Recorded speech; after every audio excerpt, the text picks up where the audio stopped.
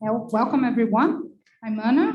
I did my master's here in Latin American Studies.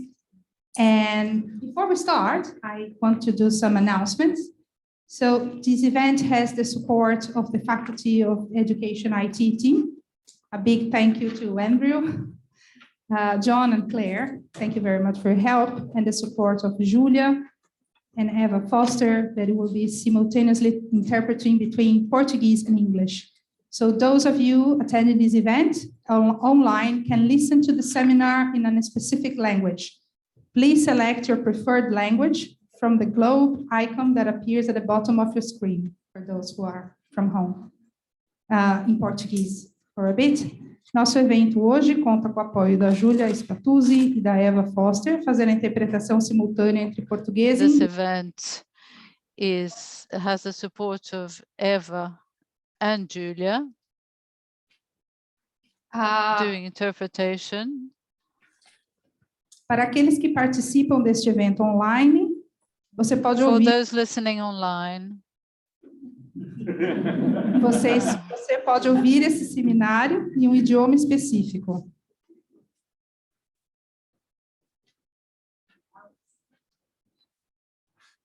Selecione agora o idioma da sua preferência no ícone do globo que aparece na parte inferior da sua tela. And to everybody, remember that this event is being recorded. The recording will be available in our website, clarec.org or cubesbrasil.org. During the event, who is following online will be able to submit your questions through the Q&A tool located at the bottom of the screen. We also invite you to use the chat to tell us where you are in the world and communicate your thoughts and feelings during the seminar.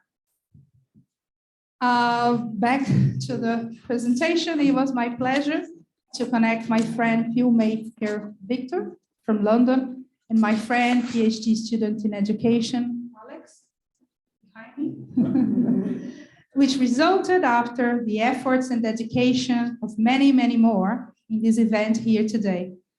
This event about fake news and education invites you to engage and discuss urgent contemporary subjects that are a concern not only to Brazilian society, but to all democratic societies. This panel here today will discuss the role of education in times of fake news, and we have amazing guests who are not only studying the phenomena happening in Brazil, but also fighting against it in different forms. Our hope is to bring the debate further and draw parallels to the UK and the rest of the world.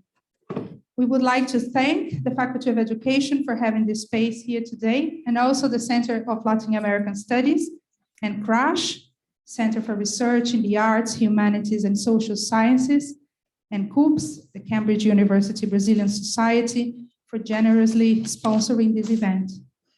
Now I pass the word to Alex, who will talk a little bit about the work of CLAREC and CUBS. Hello, everyone. It was my pleasure to connect. I'm Alexandre Trindade. I'm a PhD student at the Faculty of Education here in Cambridge, and I'm a member of CLAREC, the Cambridge Latin American Research Education Collective, and also a member of the Cambridge University Brazilian Society, CUBS, who welcomes you today for this event. CLAREC is a collective formed by academic students from the Faculty of Education at the University of Cambridge, and it aims to constitute a space for Latin America perspectives that bring together researchers working in Latin America context and those interested in learn more about them. Our key objectives, and it's very related to what we are doing today, is to make the regional knowledge production visible, share current debates linked to education, research towards the diversification and decolonization of academia. Based on these principles, and in order to democratize the privileged spaces we occupy in this institution, we intend to build a collective and a collaborative environment to promote a meeting of perspectives formed inside and outside the university. We advocate that universities should be open and committed to traditional perspectives and knowledge that are not developed within its own spaces and voices. We believe that only by valuing and integrate others' knowledge, we will be able to transform the university into a genuine environment from which arise relevant contributions to society, especially as concern social sectors whose knowledge, histories, voices have been marginalized or even erased. So CUBS is another organization that is organized this event. It's a society organized by Brazilian students at the University of Cambridge that aims to bring and promote Brazilian culture, identity, perspective at the University of Cambridge and the city of Cambridge, as well as to promote initiatives related to Brazil that contribute to democratize spaces CUBS members access in this institution. Also, CUBS welcome Brazilian newcomers to Cambridge by providing a space for students to flourish academically, socially, politically, and culturally. On behalf of CLAREC and CUBS, that are some colleagues here from both groups, we thank you a lot for being here with us in person or virtually. So now we are going to start, and we are very grateful for Jair to be here. To start this event, I'm going to give floor to Jair Gandalf, who will be the moderator of this event today. Thank you very much, Jair. Jair is an assistant professor at the Faculty of Education in the University of Cambridge. Her teaching and research interests are science education, the colonial curricula, and pedagogy, science and technology studies, and teachers' work and professional development. She was originally a science teacher in secondary and technical schools in São Paulo, state in Brazil. Thank you very much.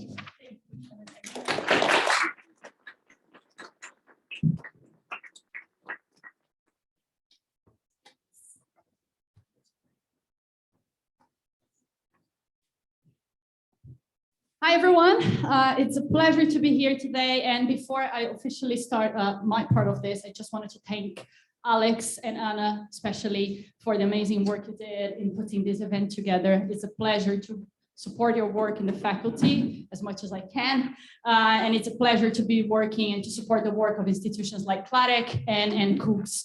As a Latin American in this university, as a Latin American living and working abroad, I can only it's very difficult to express the importance of those kinds of institutions for us doing this kind of work that we do abroad. So we are very thankful for all the work you did, not just for this event, because I know the amazing work that everyone at CLAREC and CUBS do in relation to empowering Latin American Brazilian studies and work and initiatives across the faculty and the university. So thank you very much to all the members who are here, some members at the back. So thank you very much for putting this together.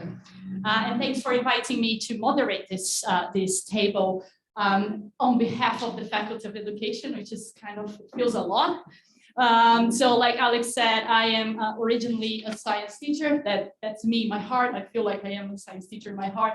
I worked in Brazil for many years as a teacher, and then I found myself working in this university, found myself coming to this country to talk about education as a Latin American in the UK context. So events like this, like Alex said, are very important for us coming from the Global South, coming from places like Brazil and other places in the Global South to share our experiences of education with others. So thanks everyone for coming and to listen to the conversations we're gonna have today. And as a teacher in my heart, I'm extremely happy to be having this conversation about fake news and specifically the role of education in that. As we are going to discuss tonight, and you're going to hear from our amazing group of speakers and my not so amazing moderation towards the end, that there's an important place for education in this discussion. There's a complex place for education in many different ways.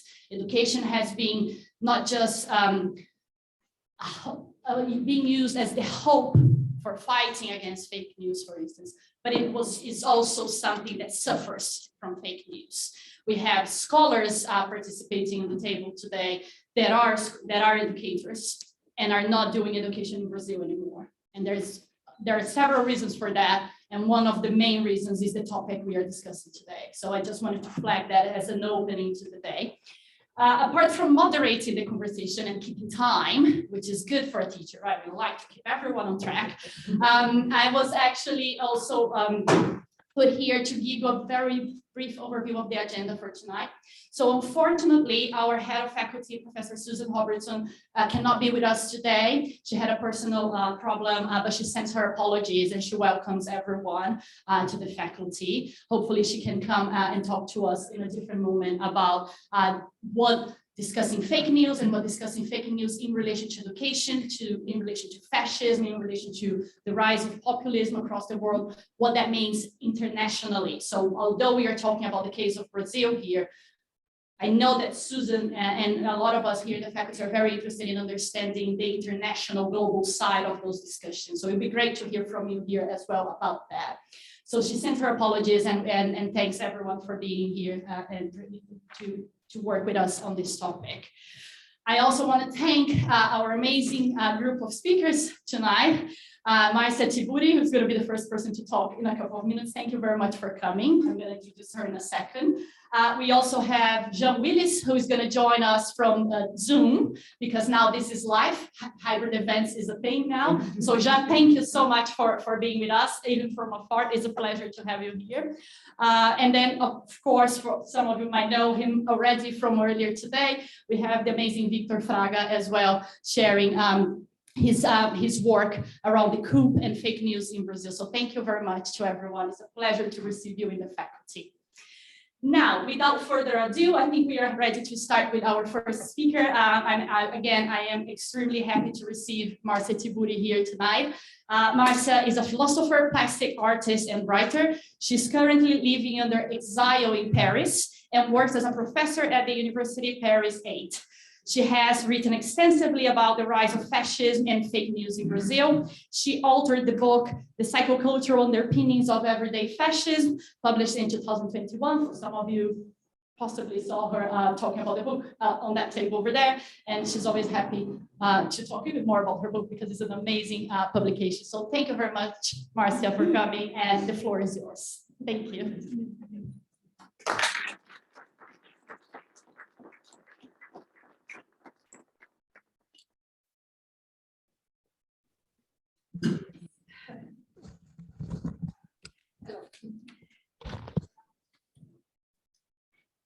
I want to thank everyone, Alexandre, Anna, Jaira, Cambridge University, and especially Vitter Fraga, Jean,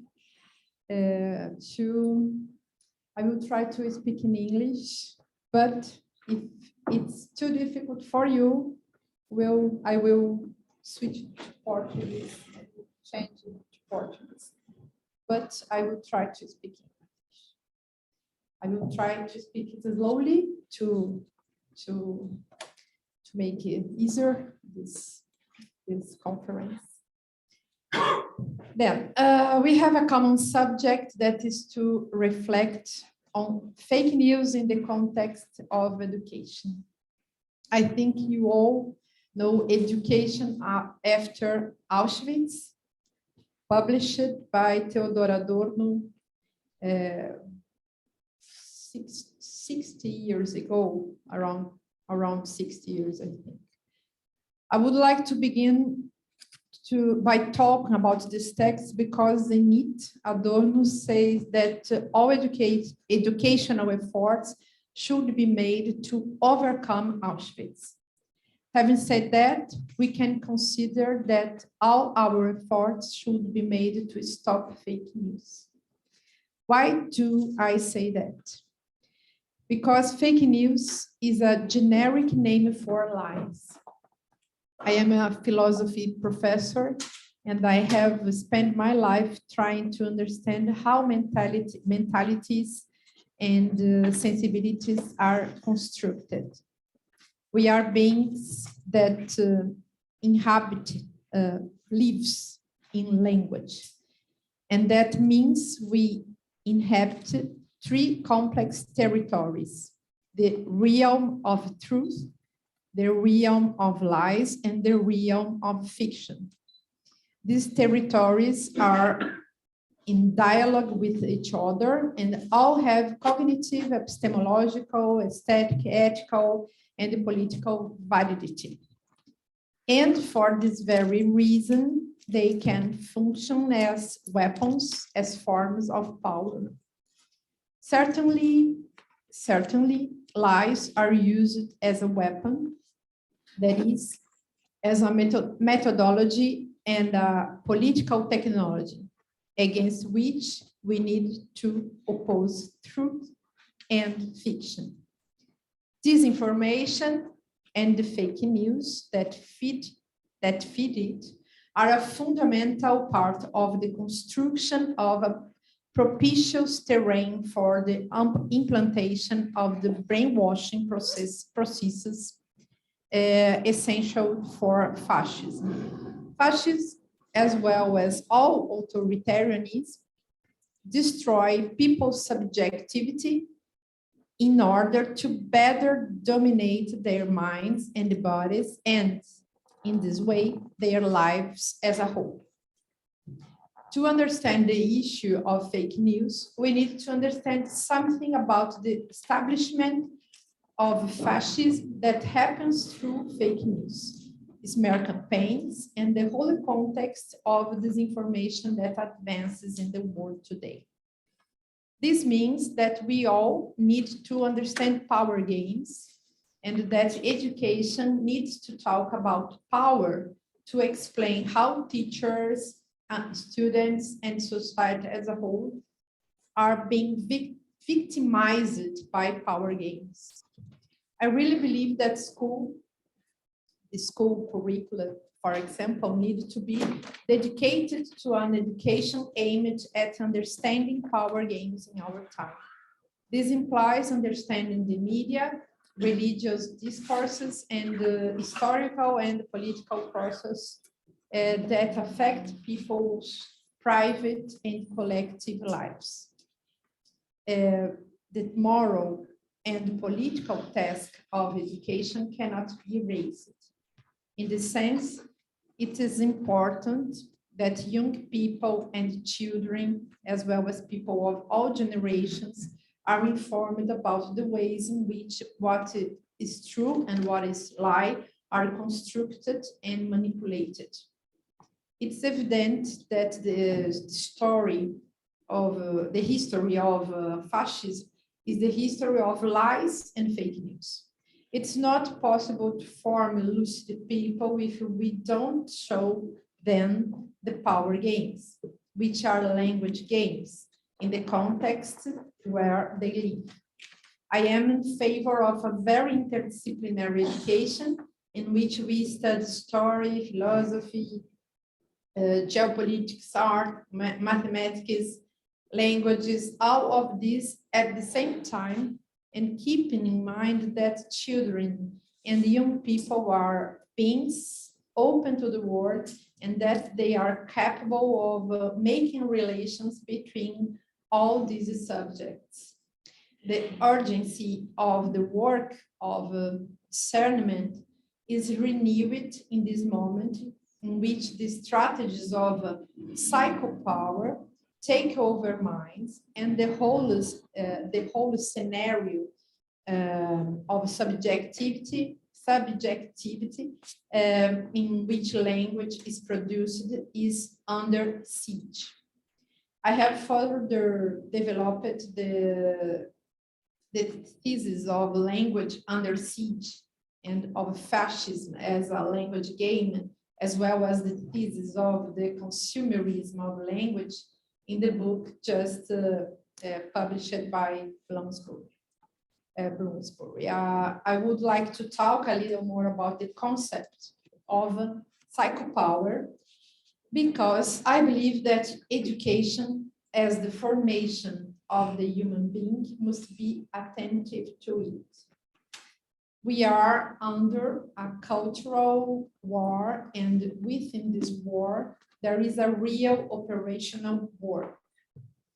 It is an operational work, that is to say, an experience that works like in a laboratory.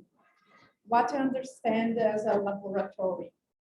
The laboratory is the place chosen to implement the experiment.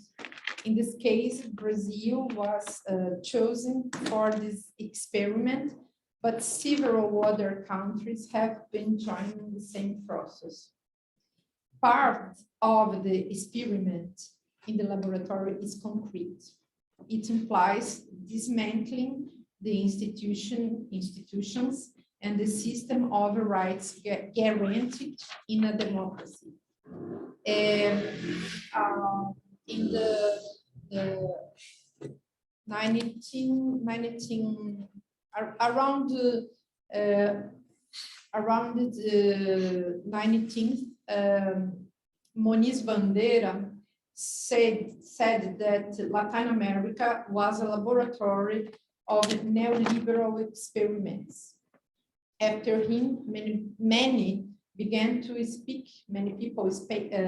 speak from this image of the economic political laboratory involving Chile and Brazil, and much later, many other countries. Now, neoliberal capitalism has a logic of a pillage of economies that laboratory condition implies building parameters so that certain neoliberal practices. Basically, we can say there is a plundering of the local economies, including knowledge that is seen by the system as capital and not as something that belongs to humanity, for example. Then the question of knowledge is a question very important to neoliberalism, and is very important to the question of this system of disinformation and fake news, and the question of fascism. Then there is this question very concrete, but another part of the problem implies just subjectivity. It is absolutely important to guarantee that people believe the lies as if these lies were true. For this, it's necessary to put an end to stop to questioning. That is, it's necessary to remove critical thinking from circulation, because this thinking does not allow the lies to advance. That is why I return to Adorno to say critical thinking is the great enemy of fascism, and education is absolutely related to this. In analytical terms, what I defined as psychopower is the calculation that power makes about what people think, feel, and desire, about the subjective space that leads them to act, leads people to act according to the needs of the system. I refer to the capitalist system organized on disinformation that seeks to replace critical thinking in the old paradigm of truth. In very simple terms, this means how the government and the articulated powers of capitalism organizes brainwashing in an accountable manner. It is a kind of mental emptying produced by the mechanisms of conceptual leaching, we can say. In very concrete terms, what I have called psychopower are experiments made with language with a view to a specific ends in order to winning elections and reaching political power. Then I think education is necessarily could be or should be a kind of fight against this political power that touch and insist over the knowledge, over the subjectivity. To finish, I think I can tell you a little bit about this book that is now being published by Bloomsbury. The book, this book is a kind of a summary of the main thesis of the 4 books that I published in Brazil. But is this summary of this other works, but not only that. In this book, I am also concerned with finding a way out of this situation that is the fascistization of our society. And I insist on placing an ethical demand on our theoretical and practical actions. Either we build a culture of dialogue, or fascism will be the new destiny of the world. The book, this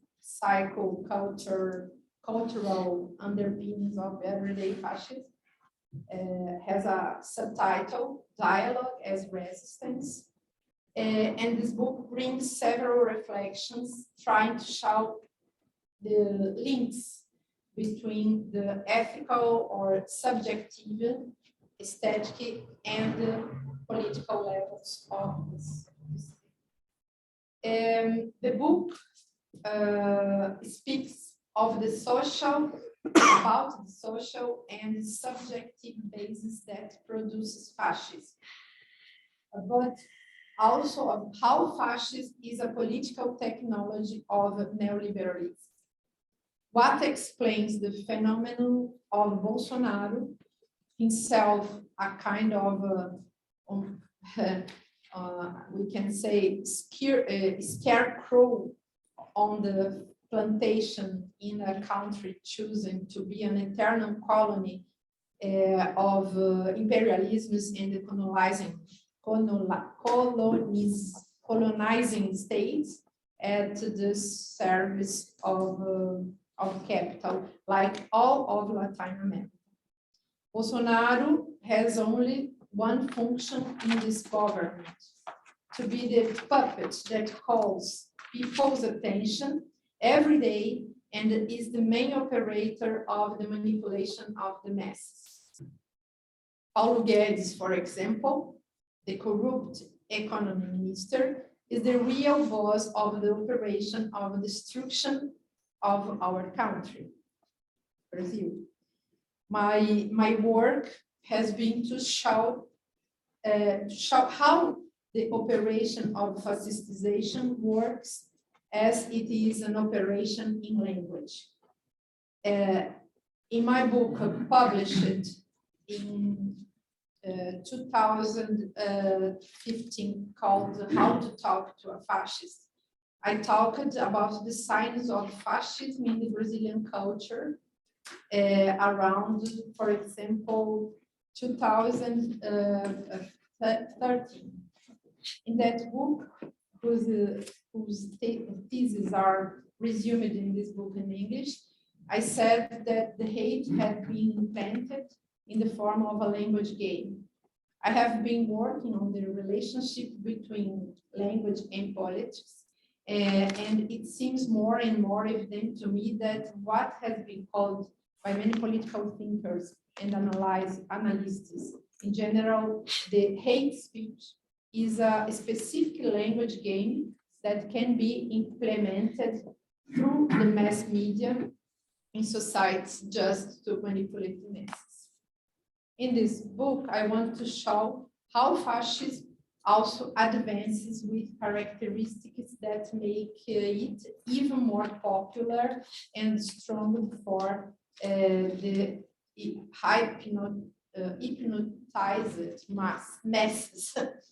One of these elements is the performance of machismo, which has become a real political capital in Brazil.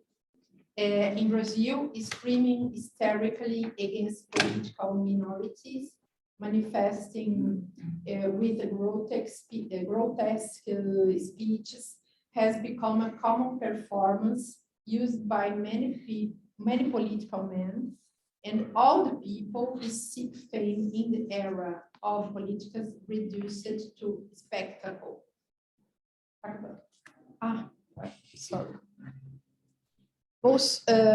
Bolsonaro campaigned politically with he made her campaign politically with a body sign, you know, this sign, the sign Bolsonarist, using his hands in the form of a gun. The apology for the death of leftist people and the appeal to the rhetoric of communist invasion are part of the game of the rhetoric around this general hatred. This general hatred is, I think, like a new capital.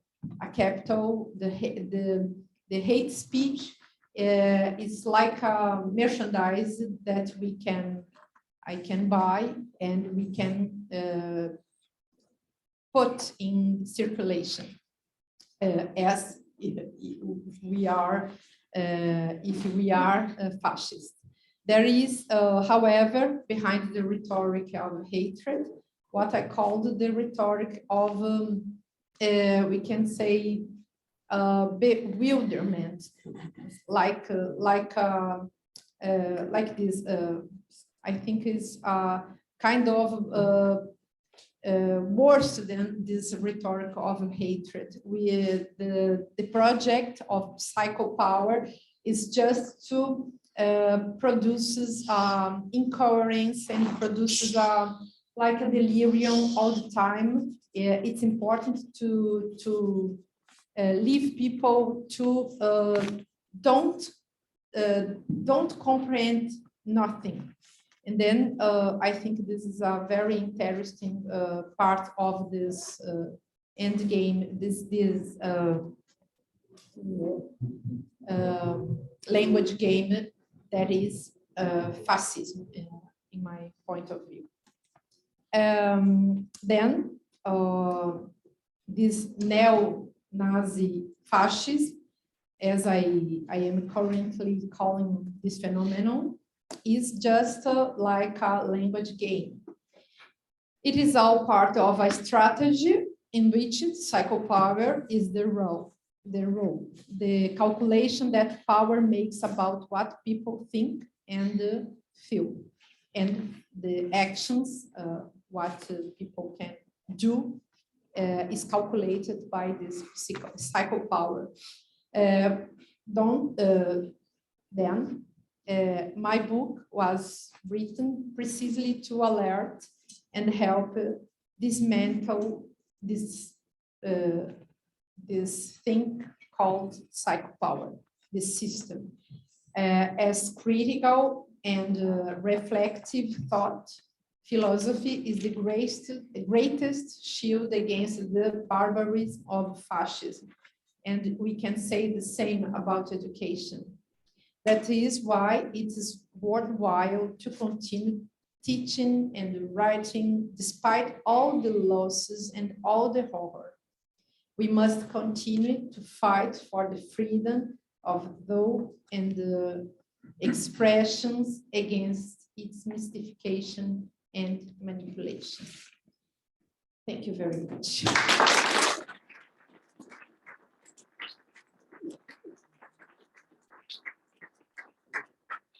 Thank you very much, Márcia. I forgot to say at the beginning that we're going to have a roundtable Q&A at the end. So I want to thank Márcia for her contribution, amazing ideas around psychopower and around the notion of critical thinking that for those of us who are teachers is something that we keep talking about, we keep thinking about, and we keep going back to this discussion about what does that mean and what we can do. So love to hear some of your ideas. We have Paulo Freire's statue outside this room, which brings us back perhaps to that kind of conversation. It would be great to keep discussing that, especially how to talk to a fascist. I think that would be a very interesting conversation for us to pick up as well at the end. So thank you again, Márcia. It's my pleasure now to welcome our second speaker of the night, and that second speaker is actually joining us through the magic of technology all the way from Spain. So Jean Wyllys, thank you very much for joining us. I might ask some support from the tech people in the room. We're putting Jean in the big screen. We might need to get the translation going as well, right? So while we do the magical technological thing, I just want to introduce Jean to everyone here. Jean Wyllys is a scholar in political science at the University of Barcelona, where he researches the spread of fake news and the rise of authoritarian governments. As an award-winning journalist, he also writes about civil rights and liberties. Jean also served 2 consecutive terms as a federal MP, what would be a federal MP here in the UK. So he served 2 consecutive terms as a federal MP in Brazil before going into exile in Spain. So it's a massive pleasure to receive Jean today. And thank you very much, Jean, for contributing to our conversation. The floor is yours. Jean. Thank you, Anna. Thank you, Alex, and the University of Cambridge and the Faculty of Education. Especially, I would like to thank Vitter Fager, which was one of the responsible people to bring us here. And thank you to my friend Márcia Tiburi. It's always great to listen to Márcia. It's always difficult to speak after her for me. I am sorry for my voice.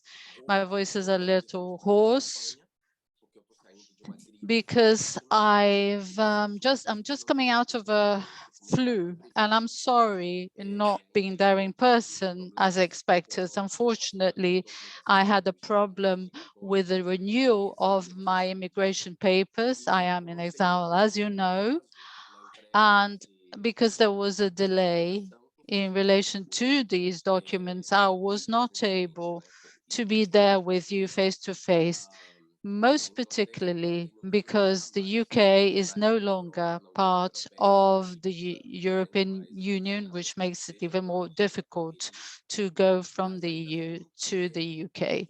However, I am very happy to be here with you to give you my contribution. I'm not from education, although I am a teacher and I have worked as a teacher for a good part of my life. I was a secondary school teacher, but much more as a teacher in tertiary education, and I am a master's in language and linguistics as well. And I am also doing a PhD in political sciences in the area of disinformation. So the contributions come from my place, which I occupy, and of the knowledge I have and I bring from these areas. So the first thing I wanted to think about the idea of fake news, which becomes popular from around 2016, not by chance, no, not by coincidence either, together with another term, post-truth. It seems like the University of Oxford included it as the word of the year, post-truth. And fake news becomes more popular in 2016, and especially with the emergence of Donald Trump, who becomes president of the USA. And from then on, which literally means fake news, becomes more popular. and is used more and more in the newspapers, in the TV media, in jargon, in the academia, and even in daily usage. But today, we need to understand that fake news, as we speak, and as we use it as a political phenomenon, does not correspond only to so-called fake news. Fake news is an economy of disinformation, of hatred for financial profit. Fake news presupposes an economic system, an exchange, a symbolic exchange of disinformation towards, it's important to say, that is programmed and geared towards in order to make political and financial gains. So part of the fake news, for example, of this economic system, the commodities exchanged and the meanings exchanged, fake news, conspiracy theories, insults, digital fraud, words or discourses taken out of context or put in different contexts, and also harassment through a spiral of silence. And I'm using here Elizabeth Neulen-Gruber, which is the theory of the spiral of silence. So this is what we would call together as fake news, in the sense that we're debating here, which interests us not only as researchers and academics and intellectuals, but as political activists and also as people interested in defending democracy. How does this economic system is conceived? It's conceived, it comes together when neoliberal capitalism expands to the internet, brings a new technology of communication, which is at the beginning of the 1990s, becomes more popular and commercial. So from then on, neoliberal capitalism makes use of and appropriates this technology, not only for their own means for maximizing profit, but also colonizes the internet, which had emerged with a potential, with an enormous democratic potential.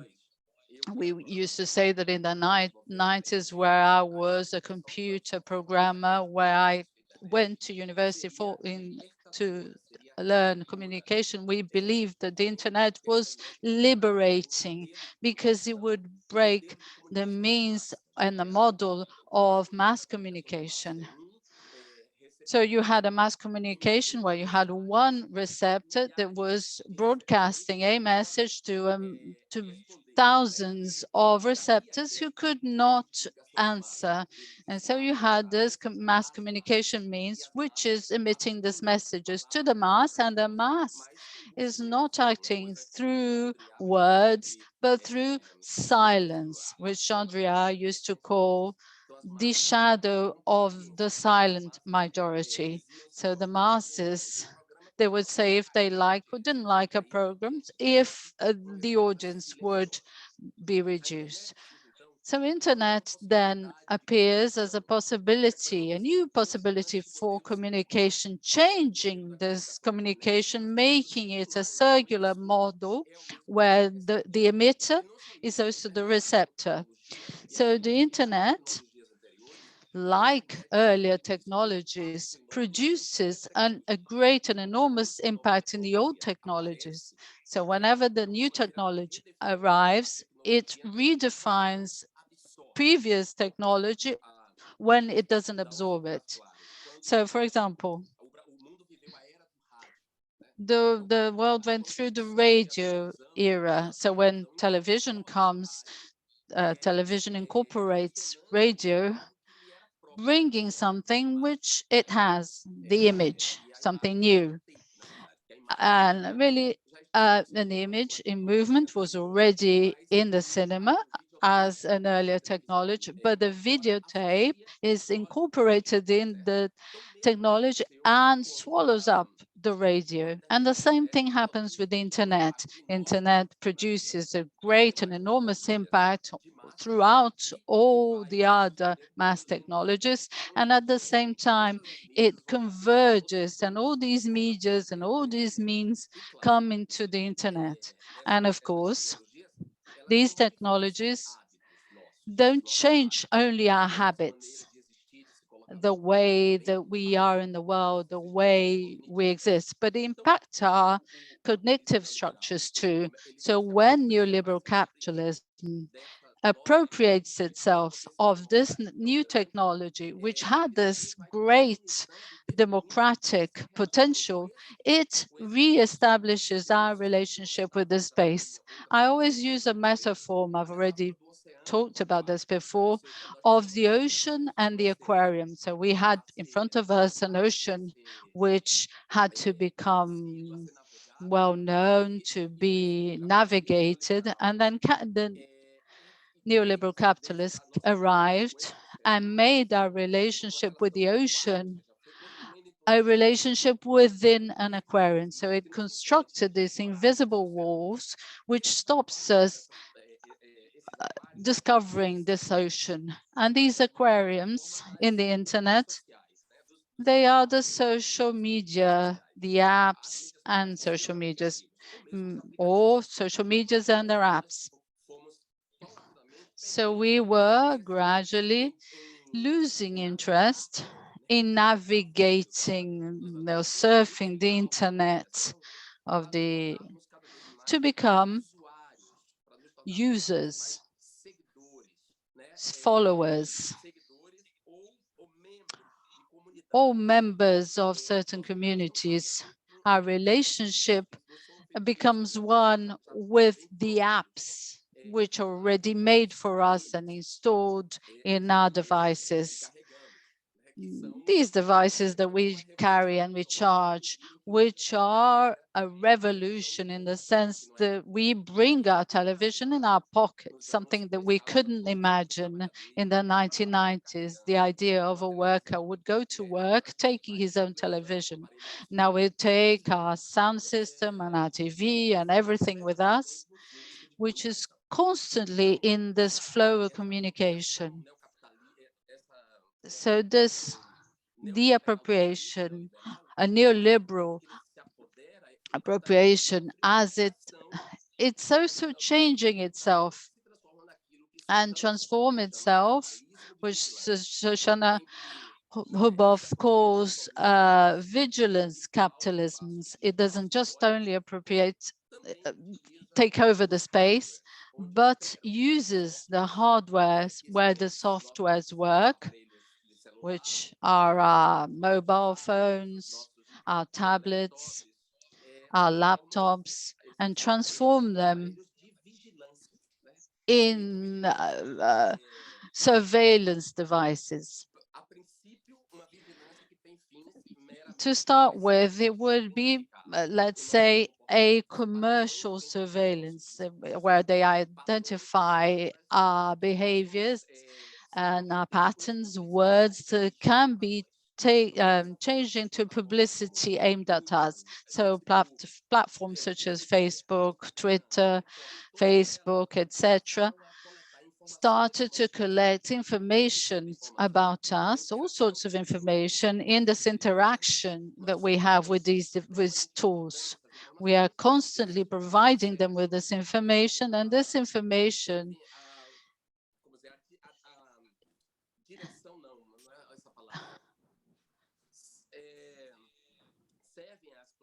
this platforms, this information is used to provide us with services and products which are made to our own image, which aura within demands that we didn't even know we had, or at least didn't even imagine. And then you had this idea of having this diffuse idea that you're being surveyed by Facebook. And then suddenly you went to see something, and then this marketing appears and said, hang on a second, I thought about this, and this is here. Because these platforms and devices and apps work through artificial intelligence, which interprets and make a calculation, an algorithm, and so they know how we're going to act and what we're going to want in the next minute. So this transformation from capitalism into a surveillance of neoliberal capitalism and the appropriation of this technology will lead and will demand us to become more and more under the control of these technologies. The more we use social media, the more this flow, we are bombarded and encouraged to consume. So these algorithms understood, and this understanding took place through this idea of Occupy Wall Street in 2008, and then the Arab Spring, which happened through social media, especially through Twitter. These algorithms start to understand that these interactions increase and the permanence of people in social media increases when the low emotions, the lowest political emotions are exploited. So they understood that when this brought fear or hatred, this publication brought more interaction. The more people interacted and left comments and spent more time in social media when they were scared or when there was hatred. So this communication started to modify these algorithms to suggest to us a content that would produce or brings these sentiments from us: fear, anxiety, hatred. So we started to be really within our aquariums. The algorithm started to decide which content we should be consuming. And for more, we wanted to get out of these suggestion of the algorithms, this that they send to you, this that reaches you, is what will keep you for longer in the media and will bring emotions from you and not a rational idea. And that's why we have so much hatred in the social media. And so people spend so much time and write horrible things. And if this had only an individual impact or in the lives of individuals, it would already be terrible, given the level of anxiety and depression. Anxiety and depression is the very important pandemics that's taking place, apart from thinking about suicide. If we only had this impact, it would already be disastrous. It would be enough for platforms which colonized the internet, changed their algorithms. But this is not enough. The exploitation of these low political emotions started to impact on democracy itself and the electoral results, and produces effects in countries where they lived in relative harmony. And these emotions produced by hatreds and the exploitation, the electoral exploitation of these instruments results, we know, in massacres, genocide, shootings, and of course, in the rise of the worst of the human aspect of the human beings. So the idea of the far right starts to rise exactly at this moment. It comes back to rise in the world, to emerge in the world because of these reasons I am explaining to you now. So different countries start to feel or see the return of a populism tinged by fascism. We're not open fascism. Nós temos como modelo We have as a model, as a main model, Putin in Russia, but then we also have in Western country, Donald Trump, which from this model of communication used his campaign in the propaganda, in the marketing that he makes, he starts to generate clones in various parts of the world, building an international of the far right, which exploits these new technologies to produce polarization and allow capital, neoliberal capital,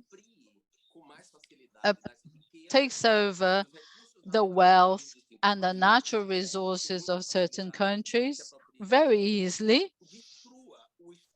destroy the welfare state, and allow large corporations start to substitute the place of the state. So the state and the government is converted in these various countries who saw the rise of the far right as an armed arm to defend the wealthy. And of course, this economy, the system of disinformation and hatred for political and or financial gains, this economy has a history. So it's important for us to understand that the historical phenomena can be explored in their genealogy in a Foucauldian sense. So we can bring Adorno to understand neo-fascism or neo-Nazi fascism or the populist governments, because they bring us this idea of a cycle of authoritarian systems of the 1930s that led to the World War.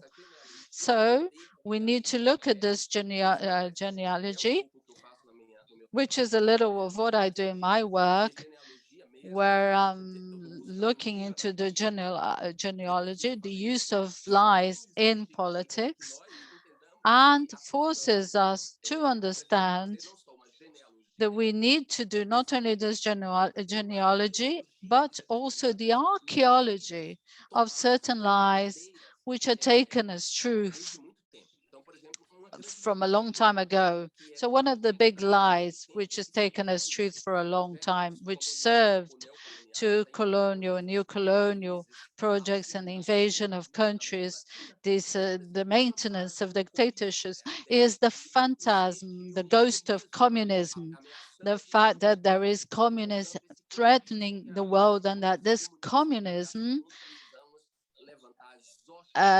makes us to bring the armed forces of capitalism against this communism. This is a lie that led to the rise of fascism and Nazism Franquism and Salazarism in Portugal, Spain, Italy, Germany. In all these cycles of the 1930s, the ghost of communism was used, the idea that the world is threatened by communism. And we see that this lie is repeated once more. It was repeated in Brazil. Bolsonaro used in Brazil, Duterte used, Trump used it, Orban used it, Erdogan uses it. All these people, and Putin, who is president of Russia, where there really was a real communism during the Soviet Union, but Putin is not a real communism. And China, which proclaims itself communism, practices one of the most uncivilized types of capitalism. So it's important to look at the archaeologists to remove what's on top of these lies, to understand what is the origin of this fear and this manipulation. And to conclude this first part of my talk is that this phenomenon, which has to do with the world, it will take place in each country in relation with its specificities. So before we talk about the specificities of Brazil, it's important to talk, considering we're here in an education faculty, that this new technology of information and communication, that is internet and its hardwares, the apps and social medias, they produced an enormous negative impact in educational systems, in that many students are no longer happy in the classroom, or they question their teachers about knowledge which is consensual, the idea of the world being round or spheric, the shape of an egg, and that is turning around itself and is going around the sun. So this scientific consensus started to be contested by students that were watching YouTubers that used to say that the world is flat. So they were contesting their teachers with a lie, with a conspiracy theory. So we can see how these technologies are already impacting negatively the educational systems. In the case of Brazil, where we have an enormous deficit in quality education, a colonized country which spent 350 years of slavery, of economy based on the slavery of Black people and their descendants, a country where we had the birth of a republic as a military republic, a country formed by oligarchies that were formed during the colonial periods of predatory and ignorant and racist elites. Education has always been attacked. So that's why the figure of Paulo Freire, which is so celebrated here in the USA, is very attacked by this elite, because the educational system and the desire of the dominant classes in Brazil, which has inherited, has a legacy of all these years of colonialism and slavery, shows us that education is a privilege and that poor people should resign themselves to learn at most how to sign their names and to read, so that they don't become emancipated as citizens and accept slavery under another name. Because what we can see is a return in neoliberalism of slavery under a different name, the name of entrepreneurship, of free enterprise, of freedom or liberty. This is the mystification, not to allow the fact that or for us to see that neoliberalism is enslaving people. So Brazil, who had problems with education, with low quality of education, with people leaving education early, where teachers are paid very badly, and the payment of the salary of teachers doesn't allow that person to barely eat, let alone buying books, going to see culture, etc. Teachers in Brazil don't do this, and they don't do this because they don't want to. It's because they can't, because Brazil has always treated badly education. So a country with a huge deficit of education, when you had this culture, digital culture coming and swallowing up everything, it was obvious that the economy of disinformation and hatred, a program and directed system for making gains would be very successful. So Brazil became a lab for this experiment. And myself, just like the woman who spoke to you before me, we are victims of this economic system in a way that it's difficult to imagine the type of violence that was perpetrated against us through lies, hatred by the far right, which in Brazil rose to power, having Bolsonaro as a scarecrow and its representation. We need to be aware from here onwards. The Faculty of Education needs to incorporate into the disciplines this topic, the idea of the digitalization of culture with its material, ethic and moral implications, and above all, because these are systems which form imaginaries and liberate systems and spirits, we need to prepare ourselves to deal with this order of the world that wants to enslave us under the lie that we are exercising liberty. Thank you very much.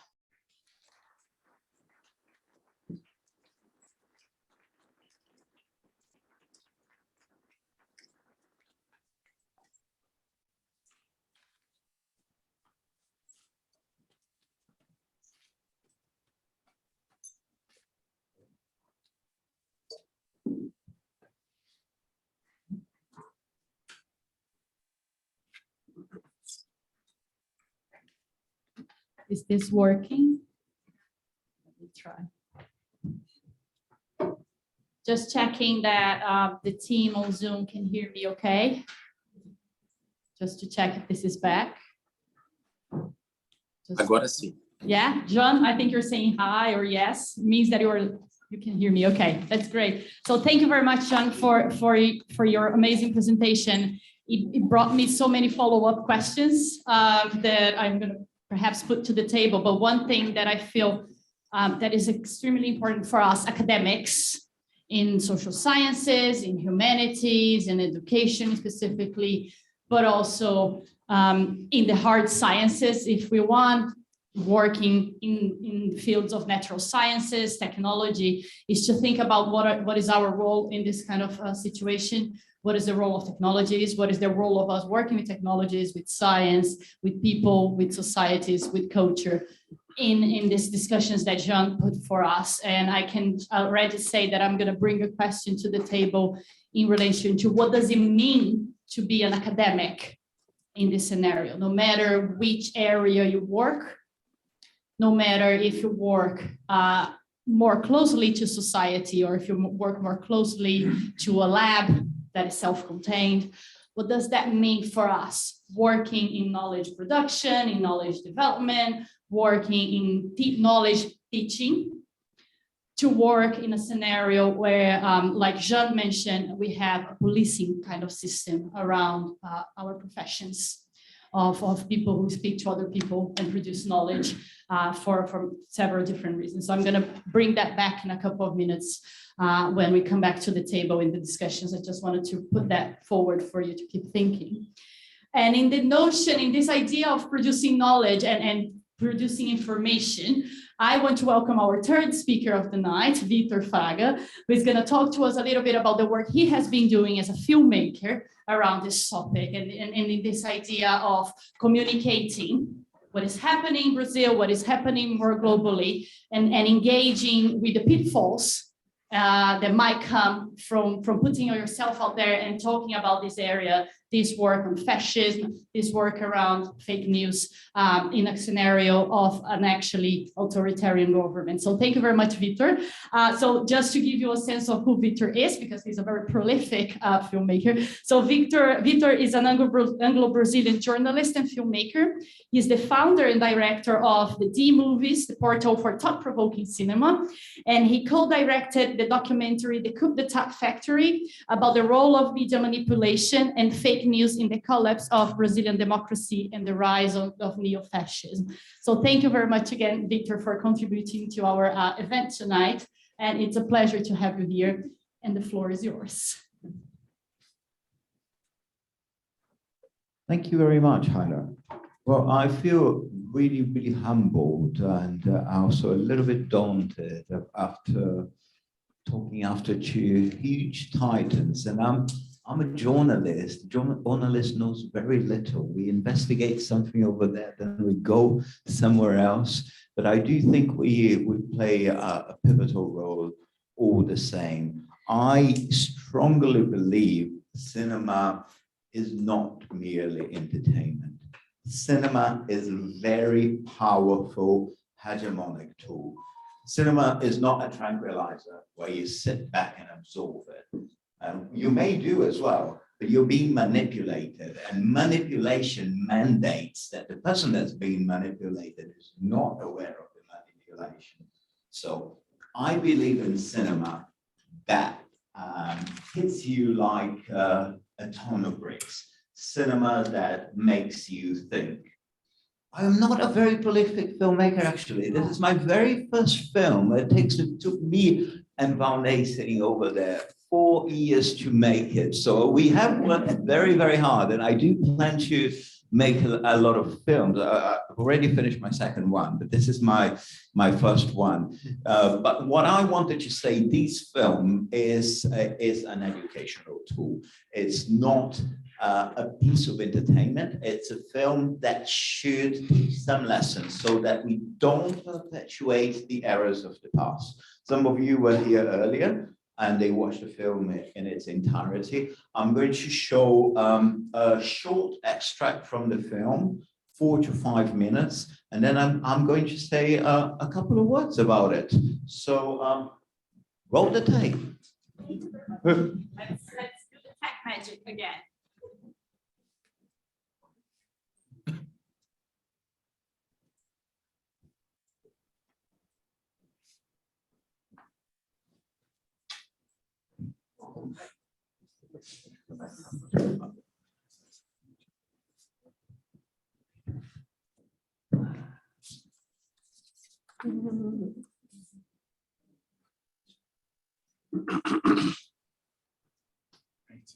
Aí as lombas esse favorável a gente, os pontos de extrema-direita, que neve e que toma o controle. A Globo foi o papel principal. Só que a Globo errou. Ela exagerou na voz. Porque ela foi estimulando isso, e essa demonização da política, essa satanização de tudo que é coisa pública, é perigoso, porque isso também se volta contra o jornalismo. E se volta contra determinadas coisas que a Globo faz. A Globo, você pegar a cobertura jornalística, uma cobertura totalmente partidarizada, politizada. A Globo não vai ter político na cobertura jornalística. A mídia brasileira é o zer e dizer e mentira. A mídia brasileira criou o crime, só para pegar mais recente, para não ir na origem, mais recente. No golpe de 64, a mídia brasileira criou um medo do comunismo. O comunismo no Brasil, não tinha nada de comunismo. A mídia brasileira estimulou as marchas com Deus, pela família, pela propriedade. É a mesma coisa que agora. Nas marchas com Deus, pela família e pela propriedade, as placas eram Patacuba, né?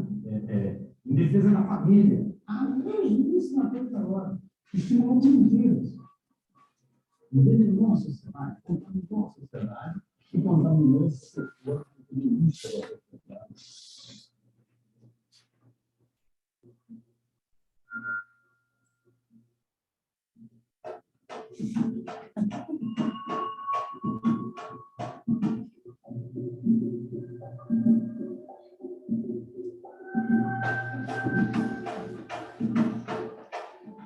Com todos os noticiários antipetistas, hoje no Brasil, o antipetismo é como o antissemitismo. O ódio ao PT é tão imenso que quando eu me filiei ao PT, as pessoas ficaram com medo, as pessoas minhas amigas, as pessoas diziam: Márcia, você não deve fazer uma coisa dessa, você vai ser vítima de mais ódio. E sendo antifascista, sendo mulher, e agora petista, sofro muito.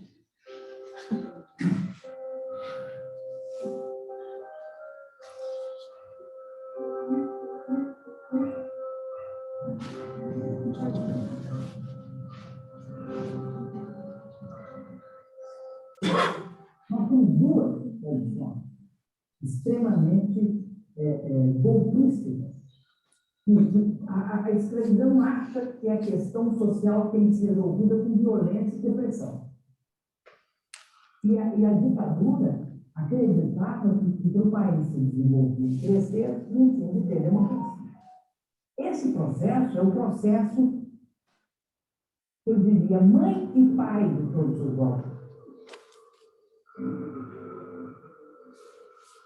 This was the grisly reality of the military regime.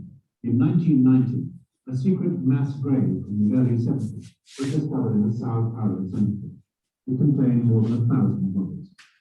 Among the remains of those so far identified are those of a young woman involved in the armed struggle against the military. Her parents had been searching for her body for 18 years.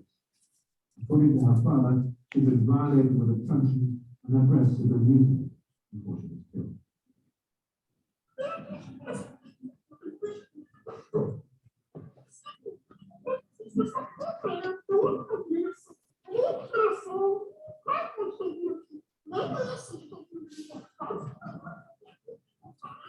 So if you look at Brazil's democracy now, although a lot of people think that Brazilian democracy has always existed because anyone with the age of 35 doesn't remember the dictatorship, but really anyone with the age of 45 because they were too young to sort of live through its last stages, which is half the population or more than half the population. It's basically the equivalent of what the US would be in, say, 1820, in terms of the fragility of its democratic institutions. A gente está vivendo salve-se quem puder. A população pobre, os ativistas, ecologistas, que lutam pela reforma agrária, estão sendo mortos pelo Brasil afora. Marielle foi morta aqui no Brasil, e era uma mulher da política, uma ativista negra, feminista, que lutava pelos valores mais caros da democracia, uma grande pessoa que foi exterminada por um jogo. Sorry, Márcia, for cutting you right bang in the middle.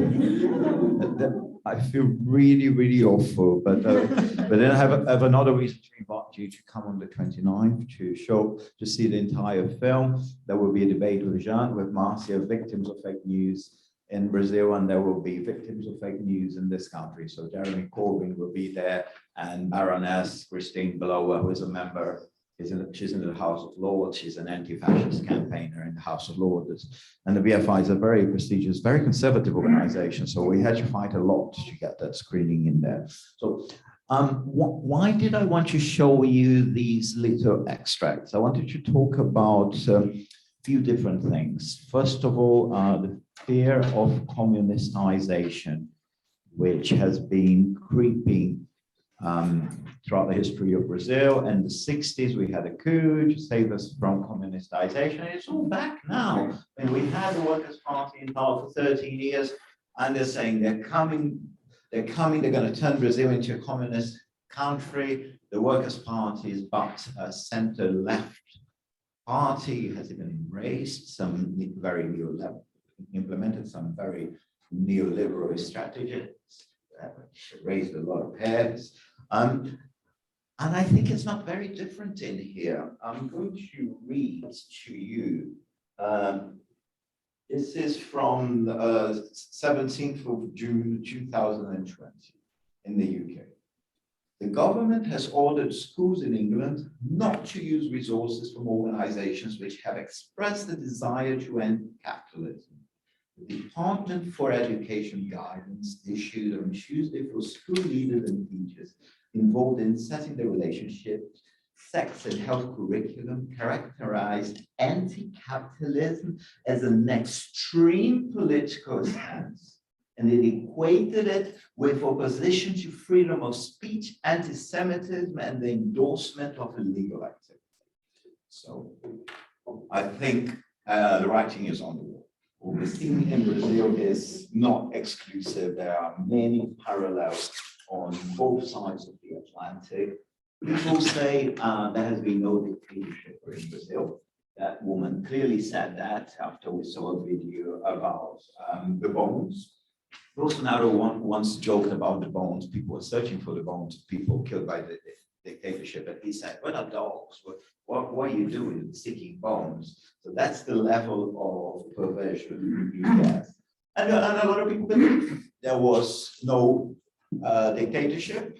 A lot of people are too young to remember that there was a dictatorship.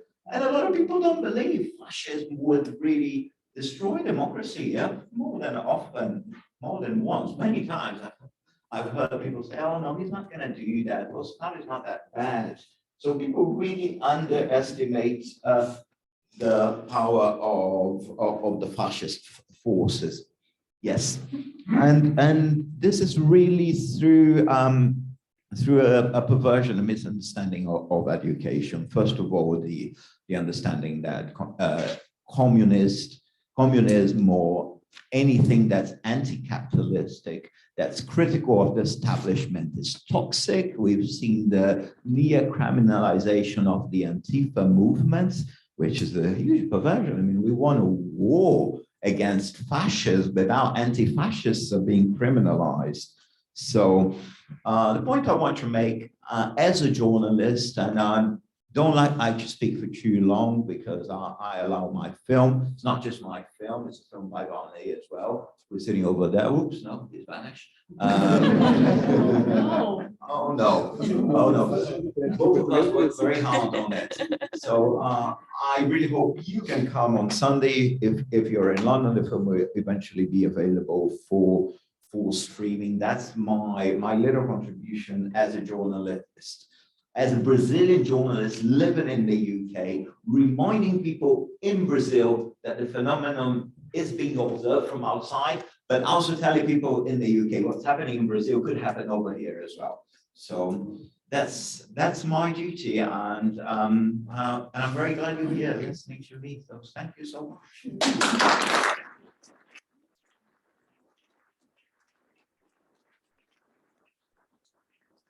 Thank you very much, Victor. You actually helped me open the door to something that I wanted to bring to the table, so that's going to be brilliant. And thanks everyone for listening. Given the time, we are now coming back to the table, and we are going to open the table for questions. So we are going to have some questions coming via Zoom, via the people joining us online, and we are of course open to questions from people here. And before, so because I am the moderator, I get this amazing experience of perhaps asking my initial question just to get things started. So while you think about the questions you want to ask, I'm just going to put a question that I want to ask both John on Zoom, but also you, Márcia, and you, Vitter, in relation to your subjectivity, yourself in this. And Márcia and John, you talked a little bit about your exile as a scholar, as an educator from Brazil to abroad in the movie, in the documentary. And I just wanted to ask if you could comment a little bit about what it means to be a Brazilian abroad, talking about these topics that we are talking about as communicators, as educators, as scholars, knowing what is happening. So what do you think is the role of people like us, and what is the price to be paid for going against the grain. We talk about the anti-capitalist teaching here in the UK. We see people fighting against that. What is your experience of doing that as an academic, as academics, as scholars, communicators, and as human beings? So just to put that as a starting point for us to discuss. And who wants to go first is the one going first. Thank you very much. It's very difficult to explain, to say, to talk about this question of exile. It's very, very difficult. I loved to speak about education and fake news, and I think to speak about myself is very hard. But I'm writing about that. All the time I write. Me and Jean we wrote a book about our experience as exiled people, and I think writing is easier to elaborate this experience that is very, very hard, because he and myself, I leave Brazil in 2018, and after we have the pandemic moment, very hard to all the people, but after I lost my father, and I didn't see my family since that year of our tragedy, a Brazilian tragedy with this government fascist that was chosen by the people, by population, by the paradox of democracy. That is a question important to us understand. And I'd like to say one thing. I live one day, day by day. Today we are here, and we have you, and we have this moment, this event, and we have Cambridge, and we have one each other, and it's very nice and life. And very important. Yeah. That's great. And I think, just to compliment, don't worry about it, just to compliment, I think it goes back to, you all mentioned to a certain extent the idea of Paulo Freire and how Paulo Freire is an important scholar to this conversation that we are having.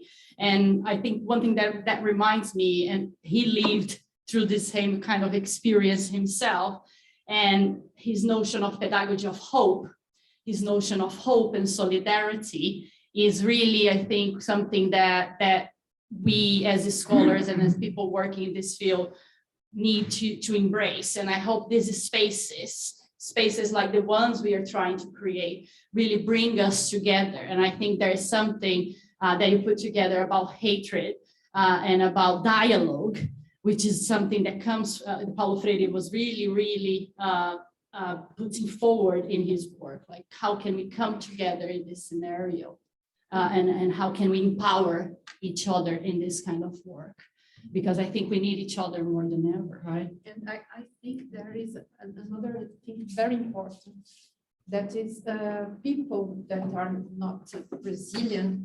It's very difficult to us understand the Syria situation, the Ukraine, the Russia situation, the African situation, if we don't understand the culture of a country, of any country. And then I feel that it's very difficult to the other people in France, in Spain, in all the Europe, but sometimes now I think with the rise of fascism in the world, it's possible to produce this comprehension, collective comprehension. And I hope that we can have more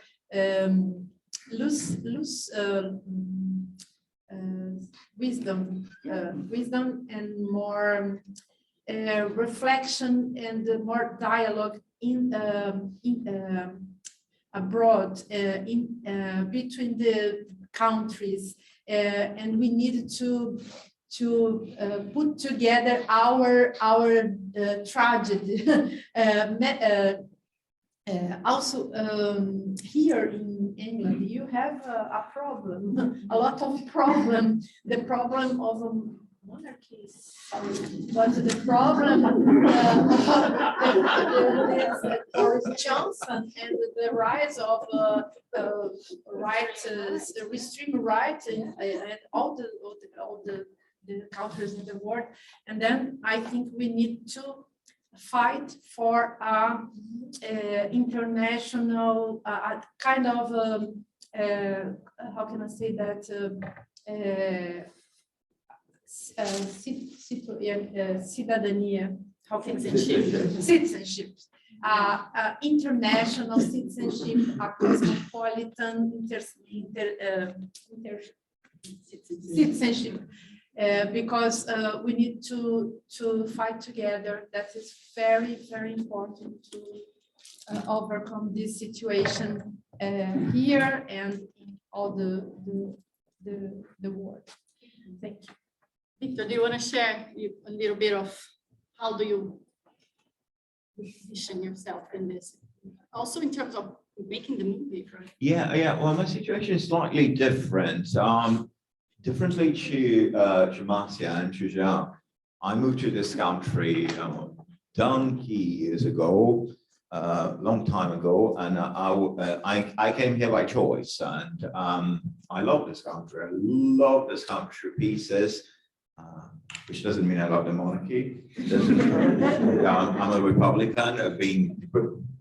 I consider myself British. I have British nationality. I think nationality is a very inclusive concept. I think you can be British and Brazilian and Spanish all at once. Theresa May once very infamously said, if you are a citizen of nowhere, you don't really belong anywhere. Well, I'm a proud citizen of nowhere. I love being a citizen of nowhere, and I find that very refreshing.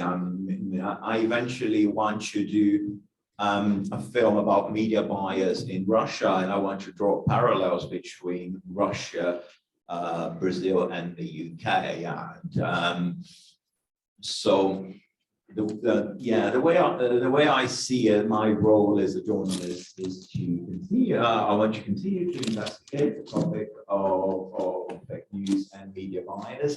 I think I'm in a fairly comfortable position. Not that everything is perfect in this country, but I don't think that they're going to come and shoot me in the head as they would in Brazil. So despite all of the problems in this country, we do enjoy at least some freedom or some physical integrity in that sense. But there are other ways of destroying people.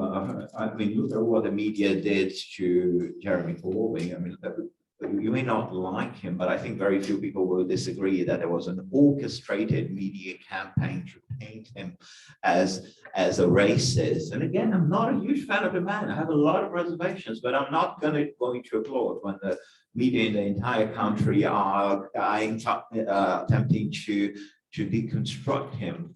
So my role as an individual, as a journalist, and as an internationalist is to is to demonstrate that these phenomena are very similar everywhere. And when I go to Russia, I do want to investigate things in Russia in a little more depth. Thank you. We just need to speak close to the mic so the Zoom people can also bring us.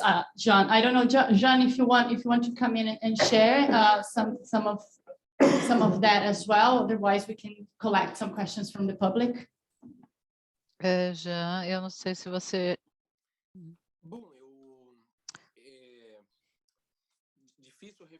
It's difficult to reflect about exile right now.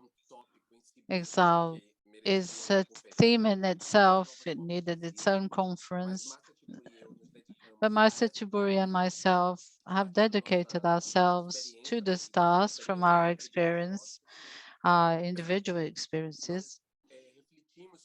We have reflected about this condition of exiled, of being outside our land, but at the same time being present in the virtual space because of these technologies. And what does that mean in our lives, including in terms of our biological clock? How is it to act in two different time zones? I would say I'm not Spanish. I don't have Spanish citizenship. I don't have American citizenship. So I am a migrant, an immigrant that is asking for a global citizenship more and more. And this is one of the tasks that we have for this millennium, is to allow people in this world who reside in this world are treated as residents of this planet. Because if we think about the planet, we are all here. So global citizenship, the universal basic income are things we need to think seriously about. So I am from nowhere at the moment because I have two identities, which I think cannot be reduced, as Hannah Arendt said. At the end of the day, they anchor, what anchors us is our mother tongue. And this mother tongue, this language I speak and I love and in which I express myself, it was an imposed language. It was a language that was imposed in my country by another, by a colonizing country. So Portuguese is a legacy of the colonization of Portugal. So this mother tongue, which is the last place where I belong, was given to us through colonization. So I would say that the condition in this world is not a good place to be. And when you're in exile, the people who forced you into exile thinks that you should remain a victim. They don't accept that you leave the place of the victim. So these people who forced us to exile want us and wants exile to be an expression of our suffering, death during our lifetime. And even when we reinvent ourselves in exile, when we are able to reinvent ourselves as people and recover our place from where our voice is, from where we speak, when we show our happiness, this is an affront, is seen as an affront. So to show our happiness when we're in exile, it's an affront. And so they tell us that we are being a tourist in Europe without thinking about all the difficulties that we have, both in terms of existential difficulties and material and emotional difficulties. And they accuse us precisely because of this, so that we go back to that place, so that we can become and carry on being a victim and deny us the ability of surviving. I mentioned this a couple of days ago in a program which I take part in Brazil in terms of Lula's wedding. So why did Lula's wedding annoyed so much the hegemonic and mainstream media? Because that meant a victory of Lula over the political powers that wanted to annihilate him, both politically and as a person. And Lula survived cancer, he survived prison, he comes back invigorated, stronger, becomes a catalyzing force of hope and love in Brazil, and he marries again. This is really an affront, this happiness of Lula. So at first, I was hostage to the fact of the situation. And I said that these people took everything from me. They took my political career. I was a successful rising politician. They took away my friends, my land. They took over every single space where I was living through permanent fears with bodyguards everywhere. And I was, as an honest man, I was incarcerated. And then I'm going to allow these people to allow my life in Europe be a continuation of this. I said, no, I'm not going to. And what's important, this affront means that I won't be scared of being happy. We are here, we produced this event, and while participating in this event, unfortunately, I couldn't come here because of immigration, but I am here speaking to you live. I am alive. Vitter is made a film. Me and Márcia did a film. We have another visual work. We have more work to do. And this is the answer we have to give to these people, because happiness is a hot weapon. Thank you very much, John. That is extremely inspiring. I can attest to you here in the room, at least, that everyone is nodding to what you were saying. And I think it goes so nicely with what really comes for me, especially as someone who was educated through Paulo Freire, this notion of hope and love, and how to fight and how to emancipate ourselves in this global citizenship. We are doing that, we are going through that with love and hope. And I think that is an important message. Vitter wanted to share an extra comment here, so I'm just going to pass that to him. Yes, just very quickly, an anecdote. A few days ago, I went to pick up my mother at the airport in Heathrow. And as I was driving to the airport, the officer called me. I was driving. My mother doesn't speak any English. And he asked, who are you? I said, I'm Maria Socorro's son. What are you doing here? I said, well, I live here. Are you settled here? And I mean, I do sound vaguely British. I think anyone can tell that I've been here for a while. I'm obviously not British. So I turned around and I said, well, I'm British. I'm as British as the Queen. And he carried on with a very perfidious, not perfidious tone, but just inquisitive. So what do you do? I'm a journalist. And finally he gave up. His tone was obviously very demeaning. He really wanted to make me feel as an alien who was harboring my even aliener mother. So, and that happens all the time in immigration. So sorry, we're talking about immigration. I just had to share this little anecdote with yourselves. Thank you, Vitter. I think it's important that we share those experiences as well in terms of the solidarity that Paulo Freire and others scholars in this field put forward, this notion of coming together and supporting each other. So thank you for sharing. We have a question from the public here. So I'm going to share the mic so we can everyone hear the question. Thank you. Hello. Hi. So before I make my question, I would like to make a point. So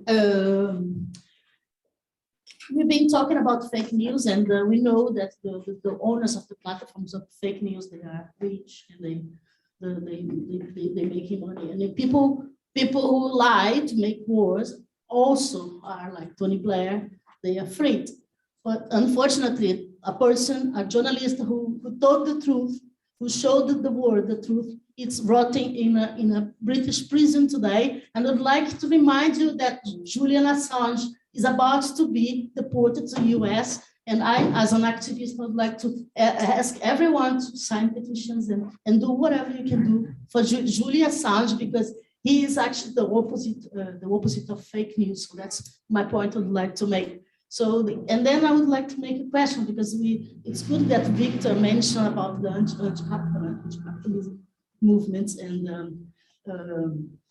we know we are living in fascism, and we know that fascism is I would say, gorillas of the capitalism, and then what I would like to ask to the panel, and my question is there any hope that we can, we can do anything with this system, with the living in a capitalism system? Do we have any hope? As in this system is making money machine, which destroyed our love, destroyed our forests, destroyed our planet, destroyed our friendships, destroyed everything. So is there any hope on that? So that's my question. Sorry about that. Speaking of capitalism, that's the $1 million question.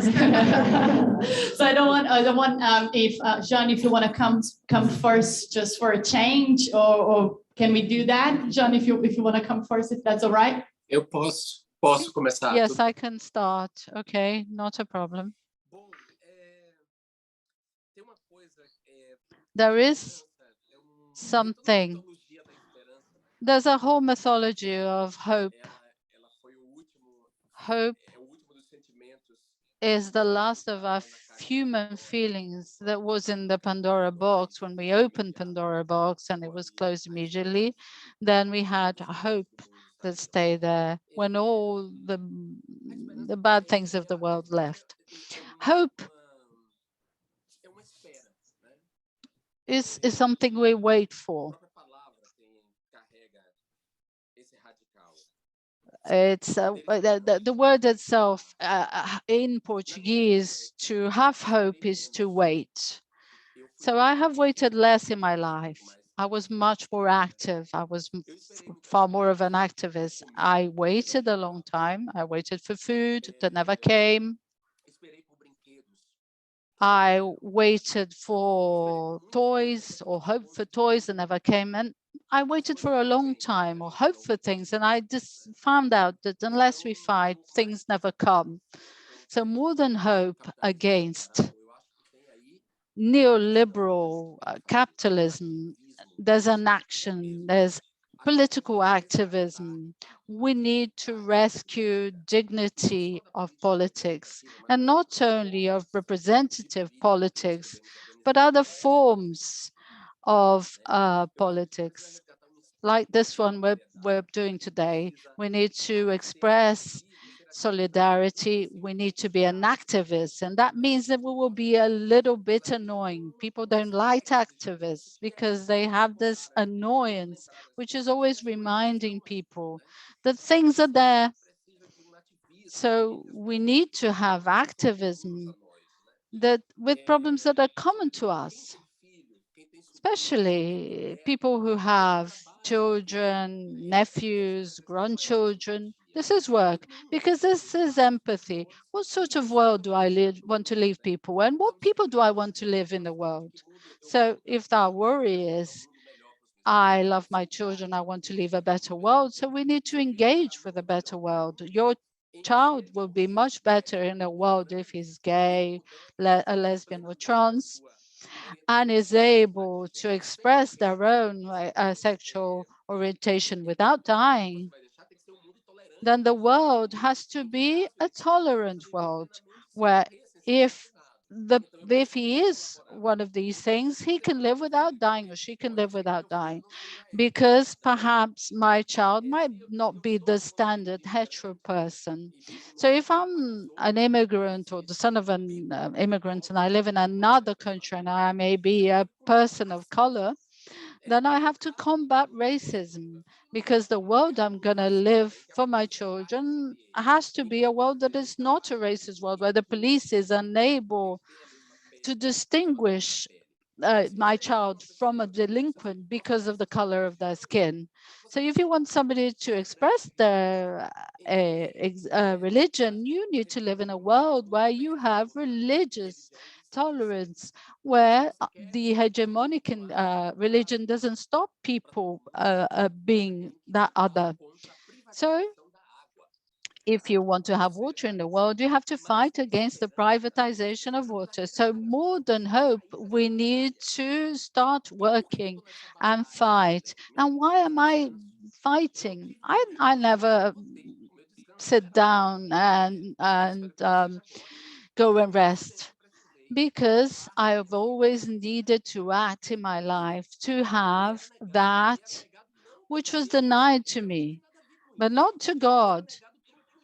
It was denied to me by a few people who appropriate of the wealth of the public good as a private good, and they think that they can treat me as nothing, where I have to live of silence, of the remainders of what's left over, to live in a cupboard. And that's why I've always been an activist. And in this world that we're fighting against the far right, we need to be activists more than ever. And education has a very essential role, both the formal and informal systems. We need to be able to deal with communication, talk to people, however difficult this may be. We need to be able to open a window, a moment for this communication, and trying to find the common point, a common place. So I dismantled the whole discourse of a taxit who was against the Barcelona mayoress, Colau, but he's bombarded with information every day by the media, who are always attacking her because she wants to make water public. And then the private companies, all those companies who want to privatize, they fund campaigns against her. So the taxes that's listening to this every day, he has this idea that she was a bad mayor. And then he asked me, first he told me what his opinion was, and I decided how I'm going to approach this without losing this person. And then when he asked me if I was Brazilian, he started talking about football, and I said, let me say something. I don't like football. And I started to explain to him why I didn't like football, and homophobia stopped me liking football. So he started to explain to me things about football. And from that dialogue, from this conversation, and the fact that I couldn't live football because of homophobia, I was able to find a way to talk about the city and how she was making the city more inclusive. And she was defending a very important right and a basic right, the right to have water. And at the end of the day, I dismantled the whole of his discourse. And he said, nobody spoke to me in this way that you spoke to me, with this patience. And you're not somebody from here, he said. So it's a challenge. So there's people who are open. Some people are walls where we can't go over them. The walls are so high that we can't even reach to the other side. So we can't waste time with these people. So we need to know who we can talk to and who we can't. But if we see someone where there's a key, a hole, a window, let's use it. So we need to be activists, and we can't hope. We can't just wait and hope.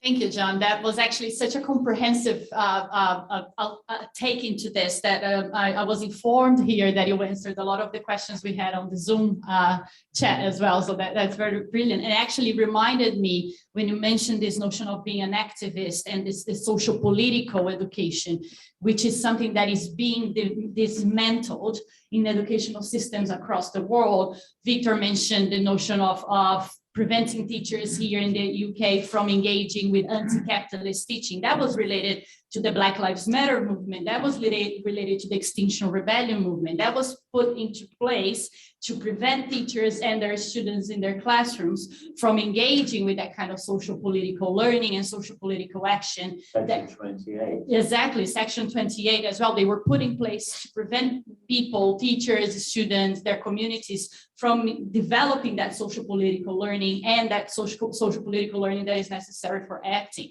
We see that, for those of you who are familiar with Brazil, we see that with the School Without Party in Brazil, and how that was used to prevent teachers from doing the same kind of work in their classrooms. And also it was part of feeding into fake news around the work of teachers and persecuting teachers based on that. So I think that notion of the social political action, the social political literacy and learning is extremely important. So thank you, Jean. I don't know if anyone, we still have time. So if any here in the table wants to add something to that conversation about what we can do in terms of education, in terms of our work together. Just, yeah, so are you happy for me to open to other questions? Great, it's supposed to be an open space, right? So let's do that. Do you want to take the mic, please? Yeah. Thank you. Professor Márcia, Jean, Vitter, queridos. So I have a question. I think Jean mentioned a little bit also how the lack of formal education. I think Gessé Souza and Eliane Brum, they also mentioned a lot how much lots of Brazilians are deprived of their citizenship because of the lack of education. Yet, I come from a state in Brazil called Santa Catarina that has a lot of people with formal education, and yet lots of them are voting for fascist government at the moment. But I was born and raised there, and so what I feel is that is maybe a problem of ethics, because I saw that people change it over the years. Maybe it's just an impression, so I would like to hear your opinion. So, I mean, we can also discuss the role of the formal education in forming people, but basically seems to me that the notion of what is good, it has changed to people somehow. So does that make sense? So now we have elections coming up, and we know that in the 20th century, fascism ended up with a lot of suffering. So how do we talk to people again? How can we dialogue and talk to people that we can have a common ground? We don't have to agree on anything, but just have a common ground of what is good and what is good for the humanity and the world moving forward before it's too late. So I guess this is my question. Thank you. Thank you very much. I don't know, Márcia, if you want to address that because of the notion of dialogue as well, which is, yeah, we have a little bit of time. Thank you. Thank you, everyone. I think we needed to build a dialogue culture. We need this dialogue culture, and of course, education, philosophy, humanities, arts, political, economics, all of these areas could do this. And then, but I think in this dialogue as a movement, international movement, maybe like a party, like a movement as MST. But I think the great movement of our time, a great movement around very hard dialogue, and because dialogue is not a consensus, is a fight. It's anything, something with a tension, intern tension. And then I think the great movement of our time is the feminism. Feminism is the great movement. And I think if we can construct, create, or if we can progress to eco-social feminism, we will have life, we will have a future. Because the capitalism and the patriarchy are the same. We can speak about patriarch capitalism because it's the same thing. And then I think we need to come back to fight against this monster, the system that is a system of destruction of the world and the female, women, children, nature, all of sensibility, care, all of this universe that is of the feminine issue, we can say. Is our possibility to survive in this planet, but without or out of this Eurocentric, geocentric, and specific form of life. I think we needed to become indigenous. And in Portuguese, I say all the time, we need to desemburguesar. How can I say it? No idea. Thank you very much. Thank you very much, Márcia. I know that we might have more questions to come because this is such an amazing panel.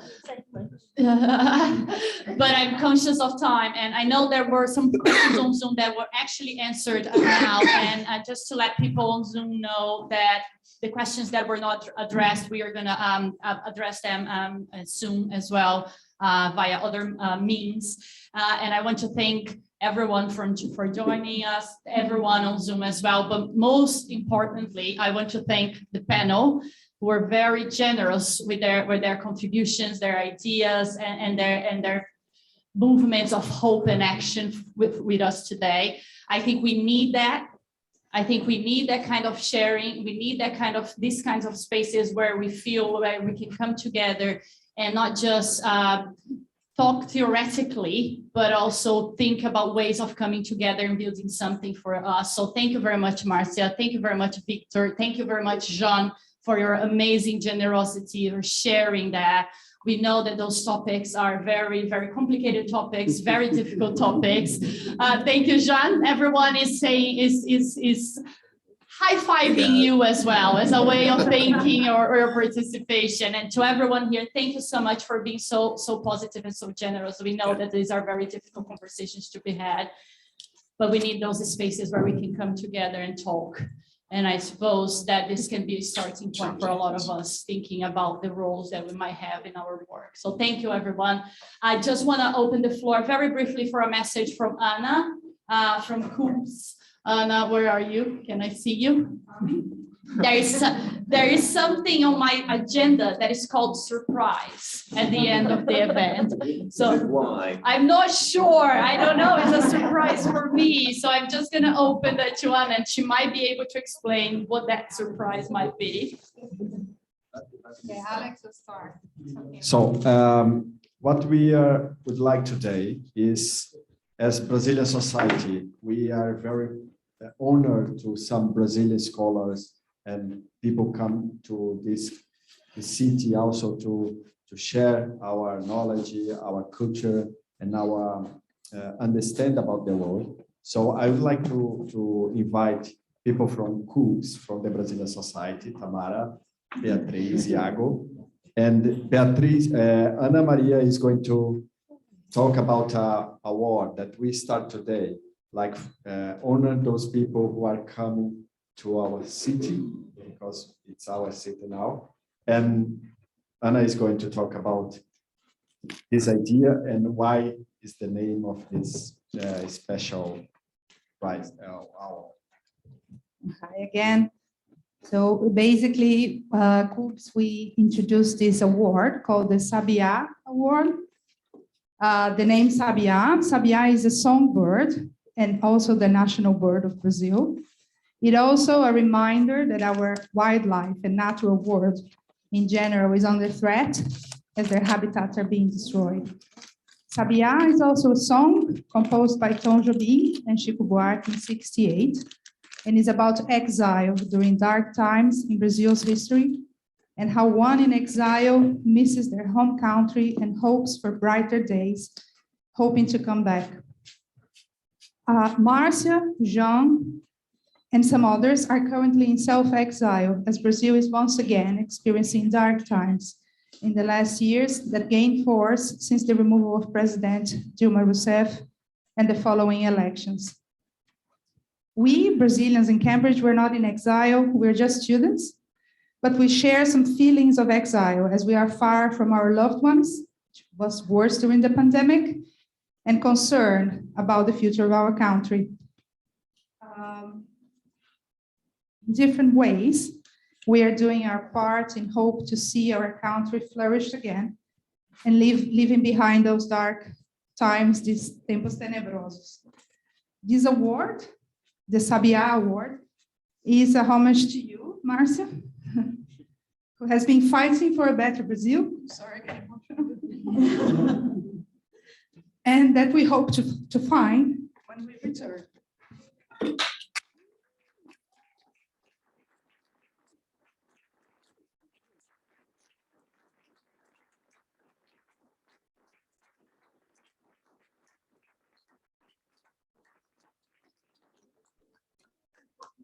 It's a surprise.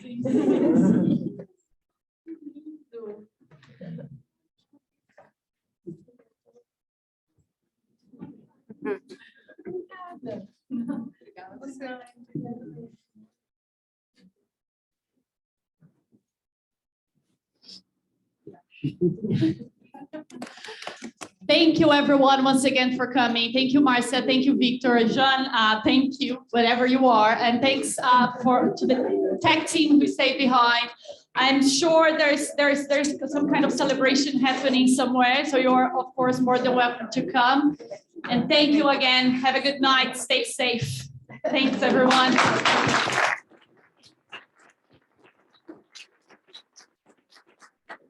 We are going to a pub now. You're all invited. Yeah. So it's tall trees, it's not far away.